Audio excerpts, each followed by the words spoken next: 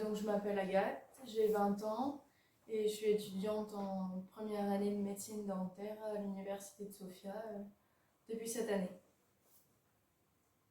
La structure du programme universitaire de Sofia, il est assez simple à comprendre.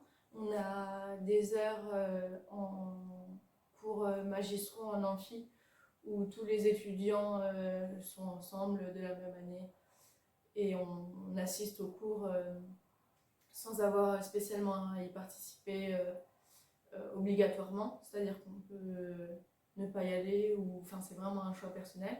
Par contre, il y a des TP qui sont appelés séminars et on est par petits groupes de généralement 12.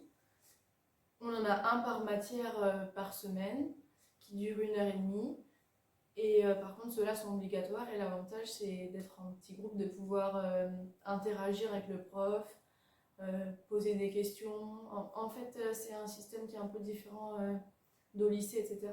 C'est-à-dire qu'on doit réviser le cours avant d'aller en classe pour être à l'aise sur le sujet une fois qu'on est avec le prof, pour pouvoir poser les questions auxquelles on a besoin de réponses.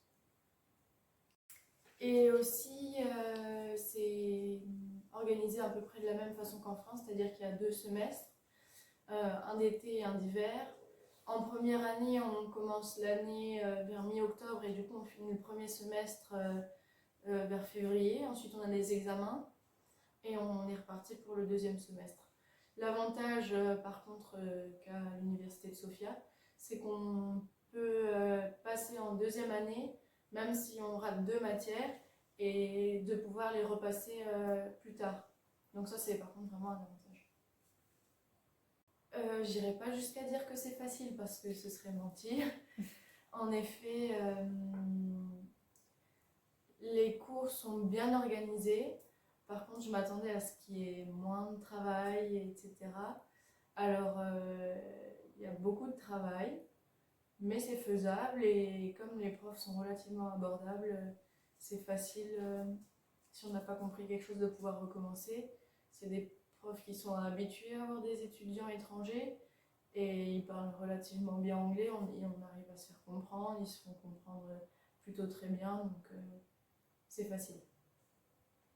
L'université a une résidence universitaire où ils proposent des logements qui sont relativement abordables.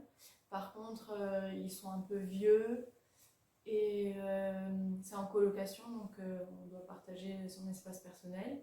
C'est pour ça que j'ai fait le choix de demander à l'agence 6 Générations de me trouver mon appartement.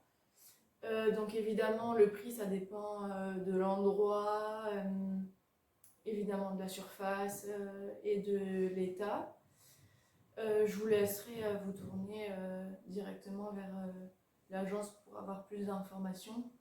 Et je suppose qu'ils vont mettre un lien en description. Donc oui, évidemment, le diplôme est reconnu partout en Europe. Donc effectivement, sinon je ne serais pas venue ici.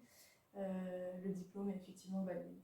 Là, on peut travailler n'importe où, dans quel pays, ça a la même valeur qu'un diplôme obtenu en France.